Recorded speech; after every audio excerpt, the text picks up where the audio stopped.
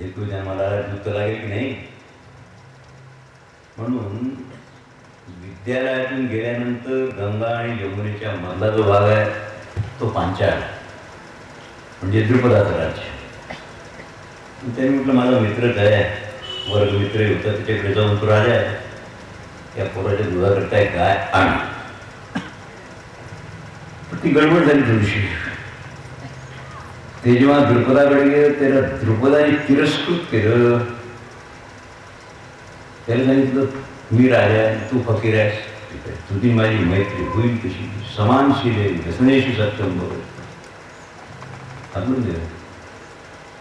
एक तर धनुर्वेद, विद्वान ब्राह्मण, सर्व वेदाचं ज्ञान आणि इंद्रही युद्धाला आला तरी पराभूत न होण्याची अस्त्रविद्या द्रोणाचार्याजवळ होती.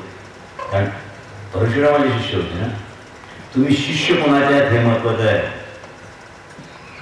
अभिमन्यूला तयार कोण केलं? अभिमन्यू 6 अतिरथी योद्ध्याच्या मध्ये मारला गेला. कोणाची ताकद नव्हती एकटा कोणी त्याच्यावर युद्ध करून त्याचा वध करील. कारण त्याचे गुरु होते प्रद्युम्न, कृष्णपुत्र प्रद्युम्न. पांडव वनात गेले ना त्यावेळेला सुभद्रा एवढ्याच्या अभिमन्यूला घेऊन द्वारकेला गेली होती माहेर. तिथे अस्त्रविद्या प्रद्युम्नाने शिकवली त्याला. म्हणून चक्रव्यूहात प्रवेश कसा करावा हे जाणणारे पृथ्वीच्या पाठीवर 4च लोक होते तेव्हा. एक कृष्ण, एक अर्जुन आणि एक प्रद्युम्न. प्रद्युम्न युद्धात न होता त्याच्यामुळे अभिमन्यू फसला. त्याला अर्धवट ज्ञान होतं चक्रव्यूहाचा भेद करून आत सष्टीला उठून बाहेर कसं निघावं त्याला माहित नाही. मारला गेला. मी सांगतो तुम्हाला आता हेरिडिटी नसल्यामुळे आईला दूध नाही आणि त्याचा अपमान झाला आता काय करावं. म्हणून ते तिथून पायी जवळच हस्तिनापूरला गेले. हस्तिनापूरचं आता सगळ्यात मोठं राज्य चक्रवर्ती राजाचे. त्यांनी कृपाचार्याच्या घरात गुप्त रूपानं वास केला पहिल्यांदा. कारण त्याची शाळेत होते कृपाचार्य. कोणाला माहित नाही पण एक दिवस घोड झालं. कौरव पांडव लहान लहान पोरं होते एवढे 7-8 वर्ष. ते गिल्ली दंडा खेळत होते विटी. ते खेळत असताना त्यांची ती विटी एका विहिरीत पडली. त्या पोराने प्रयत्न केल्यावर निघत नाही. द्रोणाचार्य सहज बाहेर फिरायला गेलो. त्यांना ते पाहिल्यानंतर त्यांनी जवळ जाऊन त्यांना सांगितलं महाराज तुम्ही कोण आहात काय, तुम्हाला जर शक्य असेल तर आमचा एक खेळ थांबलेला आहे त्यांना ती विटी काढून द्यावी. त्यांनी इशिकाच त्यांना एका मिनिटात काढून दिली. ती पोरं राजवाड्यात भीष्माचार्य ते सर्व सेवा तेव्हा. भीष्माचार्य भारतीय युद्धात 205 वर्षाचे होते. ते तिथे आले. त्यांनी द्रोणाला पायावर प्रणाम केला. सांगितलं महाराज तुम्ही इथे आणि तुम्ही इथेच आहे 2-4 महिन्यापासून. कृपाचार्याच्या घरी निवास आहे माझं. नाही तुमचं वेस्ट ऑफ नाही जाईल. हे आमची पोरं 105 पोरं आहेत कौरव पांडव. तुम्ही यांना धनुर्वेद अस्त्रविद्या शस्त्रविद्या शिकवा. आम्ही तुमची शिकवणी यांना म्हणजे आमच्याकडे सगळं लागलं. तुम्हाला परमिटीचा प्रश्नच नाही. 200 सेवक तुमच्या ताब्यात राहतील. हे सगळं आणि पोरं त्यांच्या ताब्यात येतील. द्रोणाचार्य आहेत ते काय करत असत. कमंडलू प्रत्येकाला होता एवढा. गंगेचं पाणी आणायला प्रत्येकाला कमंडलू देत आणि घागर देत अश्वत्थाला. तो पटकन पाणी आणलं होतं ते राखण बाळायला. अर्जुनाच्या एक दिवस लक्षात आल्यावर त्यांनी सांगितलं गुरुजी मी इथलं आहे ते घर भरून टाकू काय रांधण बरोबर. त्यांनी वारणास्त्राचा प्रयोग केला आणि 2 मिनिटात घट होता. द्रोणाचार्यांनी सांगितलं अश्वत्थामाच्या पुढे ठीक आहे मी यापुढे जगात कुणीही तुला पराभूत करू शकणार नाही अशी विद्या मी तुला शिकली.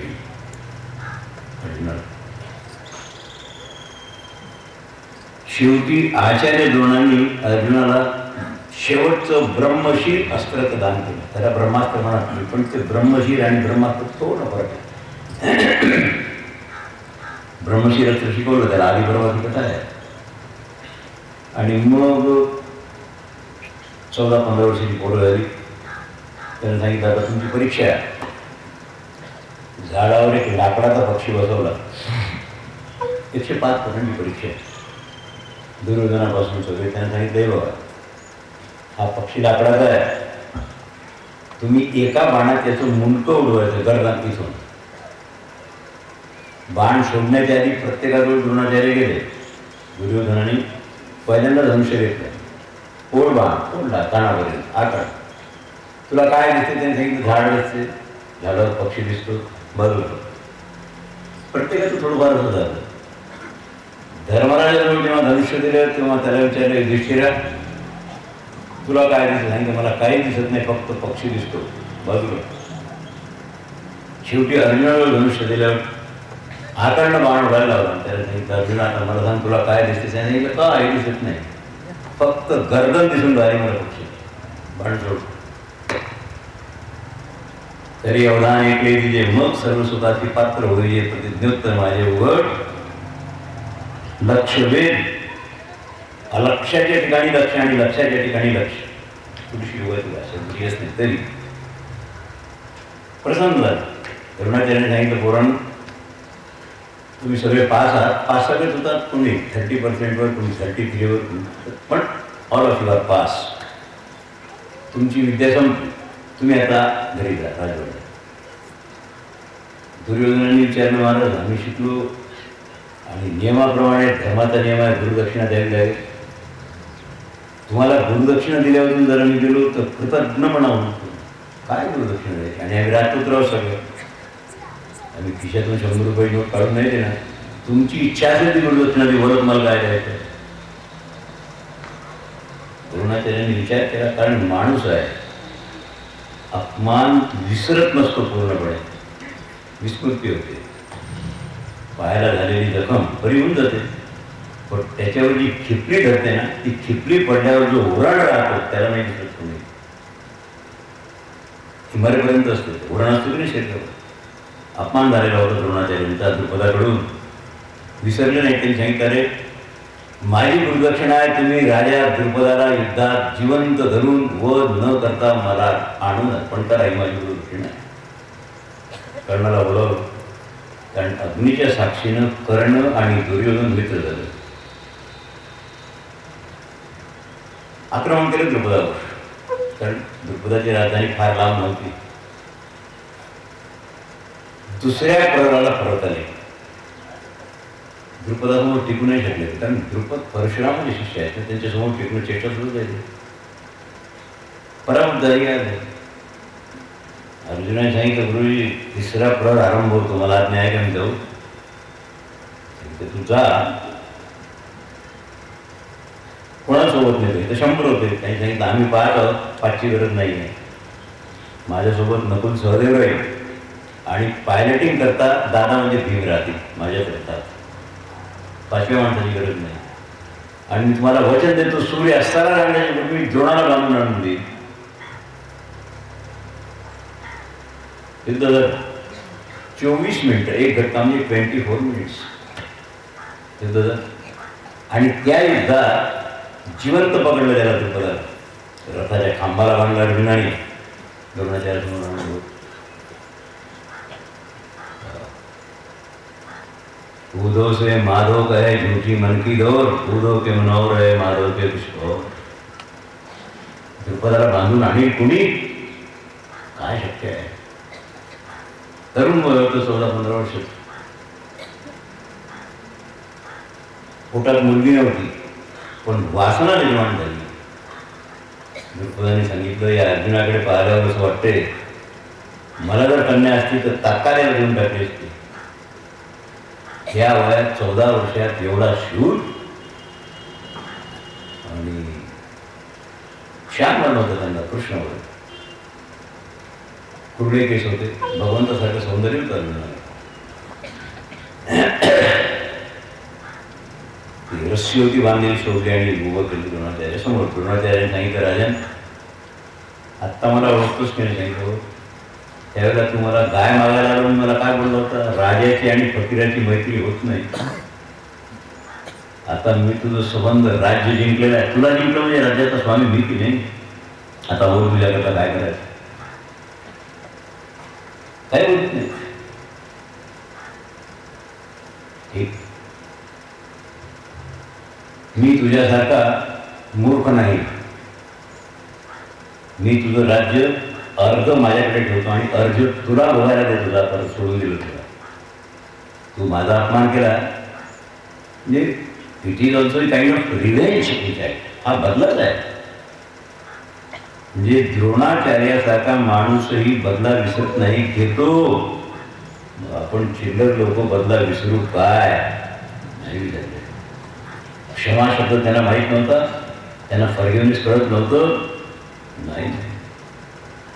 आणि द्रुपदाला सोडल्यानंतर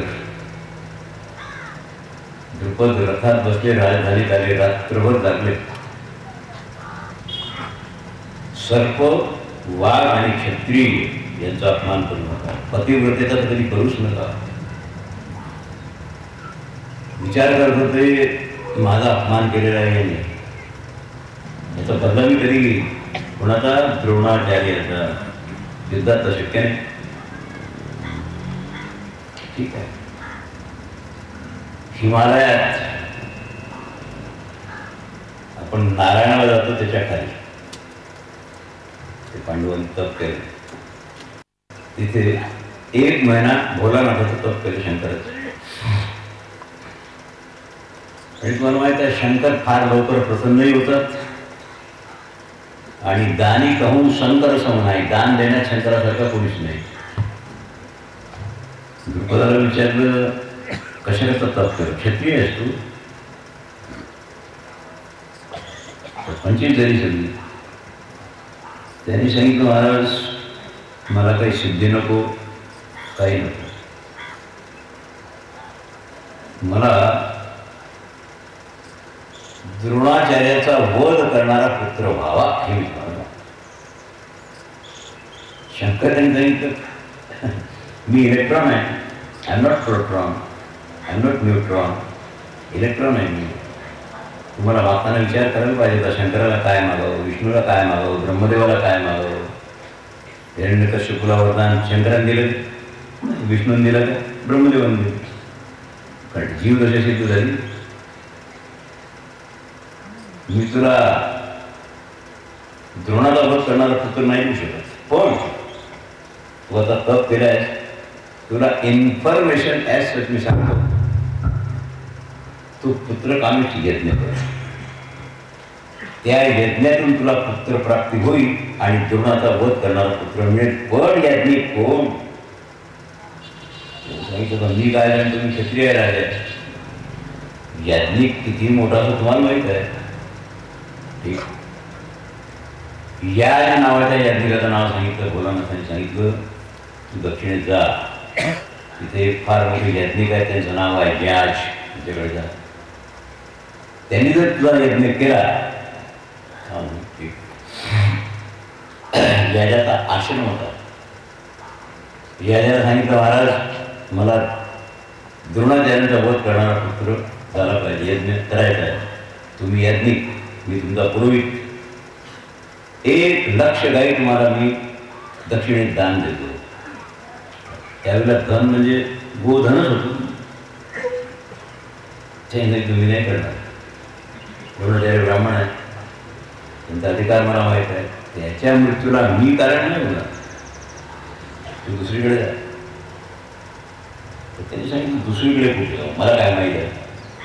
जगात याज्ञिक कोण आहेत, तपस्वी कोण आहेत, ही सगळी वेगवेगळ्या रेटचे लोक असतात सगळे. मला तर तुम्ही नाव किंवा फक्त सांगतो. माझा सख्खा भाऊ आहे धाकटा, त्याचं नाव आहे उपयाज, त्याच्याकडे जा. तो तुझा यज्ञ करून देईल आणि तुझं काम होऊन जाईल. आणि त्याला 1 लाख गाई दक्षिणा सांगू नको. 10,000 पुष्कळ झाला तेवढाच ऐकून घेतो. द्रुपदाने विचारलं तुम्ही कशावर म्हणता. सांगितलं तो लोभी आहे माझा भाऊ, पण आम्ही एका यज्ञाला पाऊल वाटेनं जात असताना झाडाखाली पडलेलं फळ त्यांनी पटकन उचलून तोंडात घातलं. भूक लागली होती. फळाला धुतलं नाही, पाण्याचा शिंतोडा नाही, त्याची शुद्धी अशुद्धी नाही, कोणी त्याच्यावर काय घाण टाकली, कोण हागलं मुतलं कशालाच पत्ता नाही. म्हणून तो लोभी आहे. लोभामुळे तो प्रयत्न करून दी उपाय झाले. यज्ञ आरंभ झाला. यज्ञ आरंभ झाला तेव्हा आता आपल्याला तर अमावस्या चालते, कोणताही दिवस चालतो, वेदीपात चालतो लग्नाला, पण धर्मशास्त्राला चालत नाही. म्हणून त्यांनी विविध घटका फळ की त्याच्यात एका घटकेत 60 फळ वगैरे. तुझ्या राणीला सांगून ठेव, मी बोलवीन त्यावेळेला 1 मिनिटात ती यायला पाहिजे, आहुती द्यायला. शेवटची आहुती राहील, ती आहुती तिला टाकावी लागेल आणि मग तिच्या पोटातून मुलगा होईल तुझ्याद्वारा. आहे ना फ्रेंड्स आहे थोडंसं. तिला बोलवू पाठवलं. सेवकाने सांगितलं की राणी साहेब तुम्हाला बोलवलं आहे, आहुती टाकायची आहे. दुकान छान होतं पूर्वीच्या स्त्रिया. तिने सांगितलं की मी तांबूल भक्षण केल्यामुळे माझं तोंड लाल आहे आणि लाल ओठ आणि तोंड असेल तर त्यांनी आहुती टाकता येत नाही, म्हणून मला 5 मिनिटं लागतील तोंडाचा रंग घालवायला तांबूलात. 5 मिनिटांना मी येईल. उपयाला कळल्यानंतर त्यांनी सांगितलं राजा वेळ निघून गेल्यावर सगळं घडतं जाईल, म्हणून तुझी बायको राहू दे, मी आता ही आहुती स्वतः अग्नीत टाकतो आणि अग्नीतून पुत्र निर्माण होईल. स्वाहा म्हटलं की आहुती टाकली. ती विभागल्या गेली. खाली अग्नीच्या उपाधीवर पडली. ती अग्नी तुम्हाला दिसत नाही ना, उपाधी दिसते. ज्वाला जी असते ती उपाधीची असते. विभाजित झाल्यामुळे अग्निकुंडातून विशाल अग्निकुंड होतो. द्रौपदी आणि तिचा भाऊ दृष्टिद्युम्न, जो भारतीय युद्धात पांडवांच्या 7 अक्षौहिणी सेनेचा सरसेनापती होता. 11 अक्षौहिणी सेना कौरवांची होती. प्रत्येक अक्षौहिणी सेनेचा सेनापती वेगळा होता, पण सरसेनापती भीष्माचार्य 11 अक्षौहिणी सेनेचे सेनापती होते. तसं पांडवाकडे 7 अक्षौहिणी सेनेचे सेनापती वेगवेगळे होते भीमापासून सगळे, पण द्रौपदीचा भाऊ दृष्टिद्युम्न हा 7 अक्षौहिणी सेनेचा सरसेनापती होता. तो निघाला म्हणजे शस्त्रासहित सीधं भंडार. 16 वर्षाचं वय, सशरीरच नाही, सशस्त्र सवस्त्र, आणि द्रौपदी ही तशीच निघाली. हे जुळं बहीण भावंडाला निघाला. आणि भागवताच्या 4थ्या स्कंदाची कथा आहे अर्चीची. ती पती पत्नी निघाले दंडातून with the help of the injection. दंडात इंजेक्शन ठेवतो ना इंट्रामस्क्युलर. त्या इंजेक्शनमुळे या दंडाला जेव्हा ओपन केलं तेव्हा त्याच्यातून एवढं जुळं निघालं. 2 एवढं. ते भाऊ बहीण नव्हते, ते पती पत्नी होते. हे थोडंसं विज्ञानाचा भाग गेला. बहीण भाऊ का आणि पती पत्नी का? What is major fault in that? आणि मग आता ते थोडंसं असं असते, कधी कधी मिटून घ्यावं लागतं तुम्हाला. तुम्ही ऐकू त्या करता, अमुक करता, हे सगळं हे थोड्या वेळाकरता मिटवण्याकरता असतात, नाही टिकाऊ कधीच नसतात. म्हणून द्रुपदाने द्रोणाचार्याबरोबर मैत्री करून घेतली. टिकणारी तर नव्हती. द्रोणाचार्याला माहीत झालं होतं की याला माझा वध करीत असा मुलगा झाला मग मला मारील. तरी मारील काय सांगतात? त्या दृष्टिद्युम्नाला द्रोणाचार्याच्या विद्यालयात अस्त्रविद्या शिकवायला पाठवलं. द्रोणाचार्याने विचार केला याला मी शिकवणं म्हणजे माझ्या मृत्यूकरता शिकवणं आहे. न शिकवलं तरी जर हा माझा मृत्यू म्हणून जन्माला आला मला मारील. मी शिकवू की न शिकवू? आता मी माझा धर्म सोडून याला न शिकवण्याचं कारण काय? म्हणून जे अश्वत्थाम्याला शिकवलं तेच दृष्टिद्युम्नाला शिकवलं. कारण व्यूहरचना फार महत्वाची असते सरसेनापती करता. आणि मौज अशी आहे आता फार बळे गेलं. द्रोणाचार्यांनी त्यावेळेला भीष्माचार्याच्या सांगण्यावरून शासनातच राहायचं तेच शिकवले. त्याच्यानंतर घर बांधून गृहप्रवेश केला. द्रोणाचार्यांनी सपत्नीक देवपूजन करून मंगल कार्य संपादन केल्याची कथा आदी पर्वात आहे. आणि त्यांना शिष्याकडून म्हणून भीष्माचार्याकडून म्हणून सगळंच मिळत होतं. म्हणून सुवर्ण आदी मणी रत्न सगळी वस्त्र त्यांना दिली आहेत. आचार्य द्रोण हे आचार्य आहेत. आचार्य वेगळे असतात. आचार्य ही पदवी मिळायला 2 वर्षाचा अभ्यास करावा लागतो. आचार्य पदवी मिळेल. पण एका विशिष्ट विषयाचं आचार्य तुम्हाला प्राप्त होते. जसं डॉक्टरेट आहे. आणि तुम्हाला विचारतो डॉक्टरेट कशात घेतली आहे तुम्ही. पण जसं आता विद्या वाचस्पती लिहित आहे की नाही, विद्या अलंकार वाचस्पती म्हणजे डिलीट झाली. Not only doctorate. हा फरक असतो. पुढे तुमच्या चरित्रात फार वाटले. दुष्टद्युम्नाची अस्त्रविद्या पूर्ण झाली आणि मग त्याला अध्यात्माकडे वळवलं. राजसूय यज्ञात सभा पर्वात पांडवांच्या त्यांच्याकडे एक महत्वाचं खातं होतं. कारण वाटप राजसूय यज्ञात भगवंतानी केलेलं होतं. डिपार्टमेंटली वाटप. सफाई कोण करील, पाणी कोण भरील, स्वयंपाकाचं कोण पाहिजे, वाटप होतं. द्रोणाचार्याकडे काम होतं राजसूय यज्ञात काय झालं, काय नाही झालं, कुठे कमतरता पडली, ब्राह्मणांची व्यवस्था बरोबर आहे की नाही,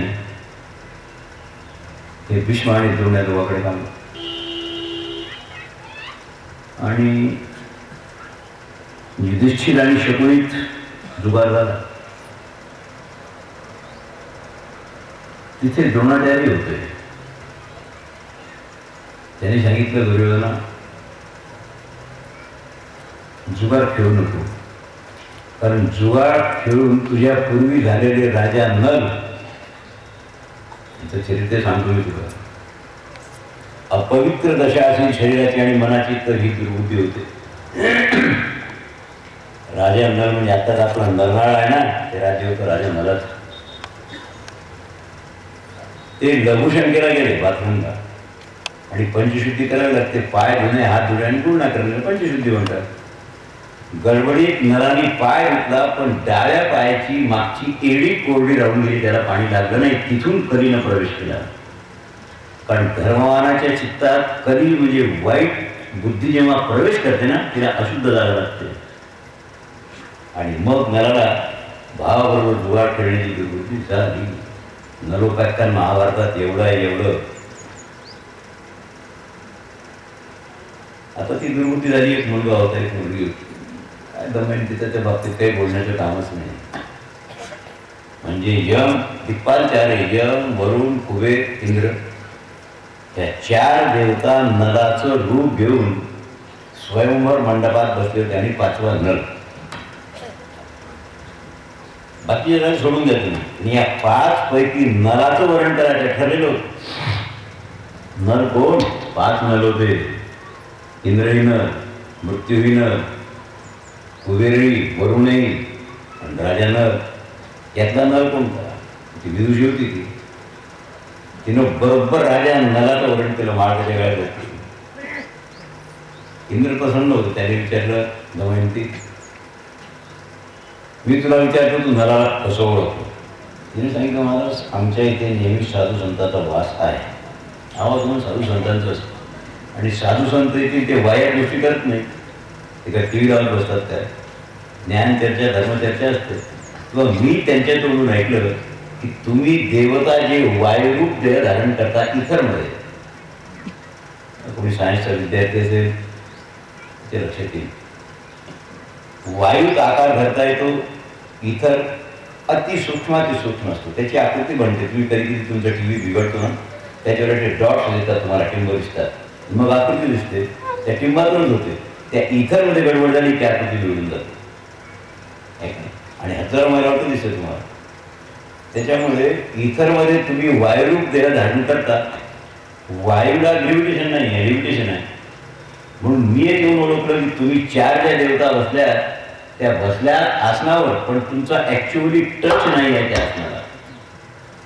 एक कणभर तुम्ही अधर आहात आणि तुमच्या गळ्यात ज्या माळा आहेत त्या कोविड दिल्या नाही. 2 तास झाले कारण इतक्या फुलाच्या आहेत. स्वर्गात जे नंदनवनातलं फुल आहे ती माळ 3 दिवस कोमेजत नाही, ही फुलं कोमेजली. आणि तुमचा श्वास, कारण तुम्हाला दुसरी मदत घ्यावी लागते श्वासोश्वासाकरता. 4 खुणा तिने सांगितलं. तुम्ही जे गंधाचं लेपन लावलेलं आहे त्या गंधाच्या लेपनाला खिपली नाही आणि ते वाळलं नाही आहे, तसंच आहे ओलं. म्हणून मी तुम्ही देवता हे ओळखलं आणि नराच्या ठिकाणी पृथ्वीवरच्या माणसाची गुण आहे त्याचं वर्णन केलं. या ग्रेडचा माणूस दमयंतीनं देवतांना उभेरून नराचं वर्णन केलं. ती दमयंती आणि नर त्यांच्यावर हा प्रसंग 3 वर्ष होता. 3 वर्ष अयोध्या नरेशाच्या घोडांना खराडा केला, रथ हाकला नराने. दमयंतीचं विचारच नका. दमयंतीत मी दमयंती सांगितलं मला अर्धा पाऊण तास त्या दिवशी. सार काय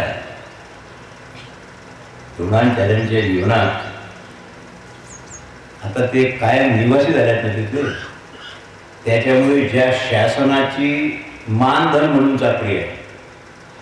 तुमच्या भाषेत मानधन देता पगार नाही.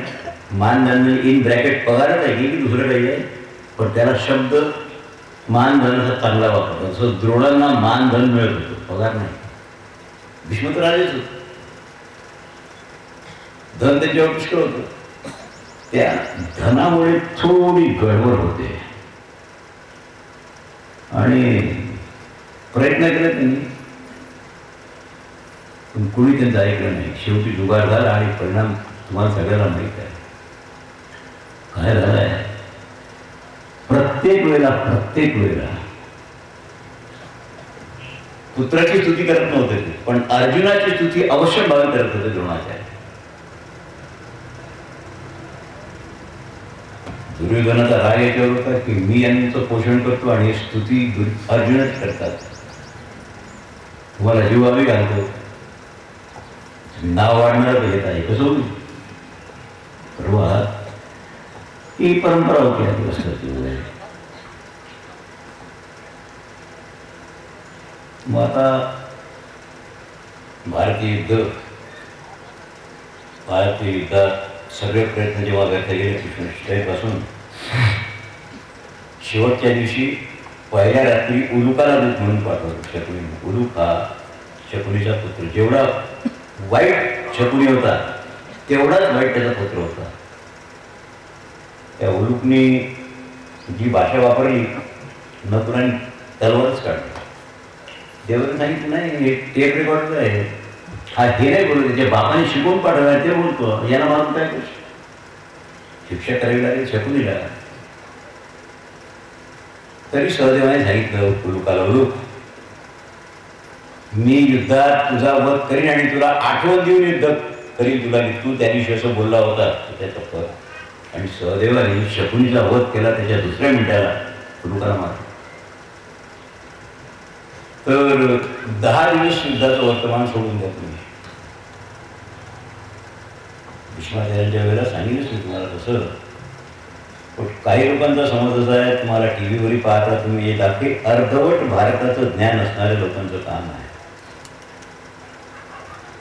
तर तुम्हाला काय वाटतंय की त्या आंधळ्या धृतराष्ट्राजवळ त्यांचा सारथी बसलेला आहे आणि तो त्यांना तिथून दिव्य डोळ्यांनी सगळं सांगतो असं नाही आहे. दिव्य चक्षुयाचा अर्थ तुम्हाला समजून सांगतो. ओरिजिनल महाभारतात जशी खंडाला पिवळते काय झाली पंचायत ही आहे. संजयाला तिथे बसवलं. तो व्यास कृपा प्राप्त माणूस होता, विद्वान नव्हता पण प्रामाणिक. त्याला सांगितलं तृणांगणात जा.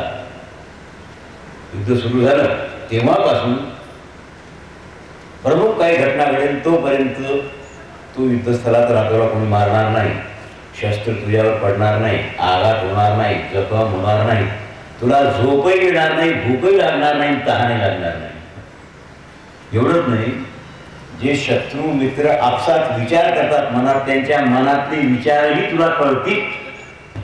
व्यासाने सांगितलं, संजयाला पाठवून दिलं.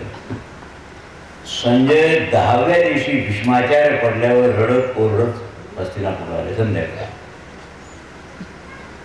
दुधाने वर्तमान सांगितलं संजयाला.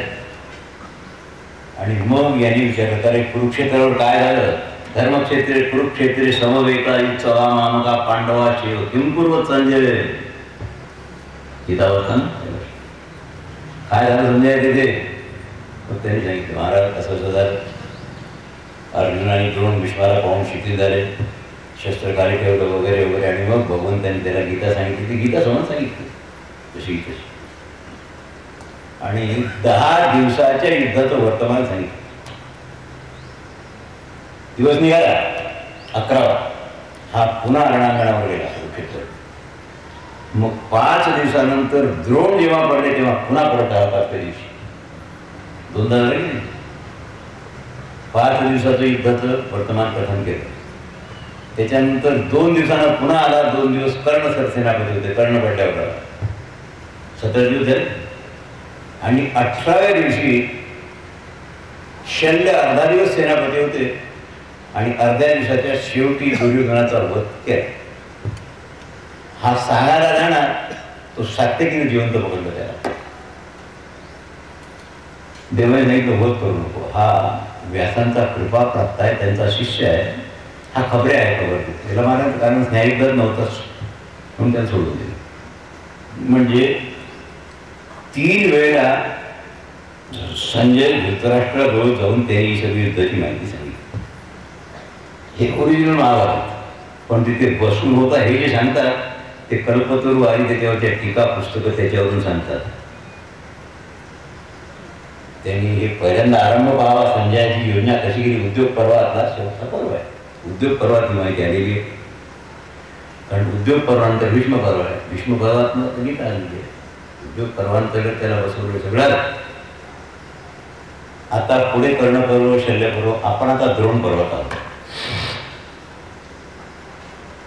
भीष्माचार्य पडले, चारी बाजूला खंदक केला, पाणी लागेपर्यंत. आणि इच्छा वाढली असल्यामुळे मग शय्येवर भीष्माचार्य आहेत. मी भीष्माचं कॅरेक्टर सांगताना सांगितलं काय झालं होतं त्यावेळेला. कारण अर्जुनाचे विष बाण शिरले होते तुमच्या अंगात. विषिक म्हणजे ज्याला विष लावलेला आहे, जवळून मारा करता येते त्याला विषिक म्हणतात. एवढे बाण असतात. इकडून शिरले की इकडून निघाले. विषानं झालं बाण, मुंडकं फक्त लोणगळत होतं. मग ते 3 बाण मारून नसताना अर्जुनाने बघाय नंतर समजलं. सगळेच लोक भेटायला आले. कारण एक घटका सायंकाळ व्हायची होती. भीष्माचार्य सगळ्यात मोठे, सगळे झाले भेटायला. द्रोणाचार्य आले. भीष्माचार्य काही बोलले नाहीत, कारण बोलण्याची शक्तीही नव्हती. बोलत होता डोळा. कुणी आला तर नेत्र पल्लवीनं डोळ्याने त्यांच्याशी बोलत बसत. पण कारण हातात बाण शिरलेले असे, पायात बाण शिरलेले, छातीतून बाण गेलेले. आणि 3 बाण शेवटी एका वेळा अर्जुनाने मस्तकात मारले. लोम करणारं शिर जे आहे ते स्थिर होण्यात हालचाल नव्हती. फक्त हालचाल होती डोळ्याची, बस संभाषणाचा साधन नेत्र होता. द्रोणाचार्य भेटीला आले. भीष्माचार्य असत होते. भीष्माचार्याने सांगितलं,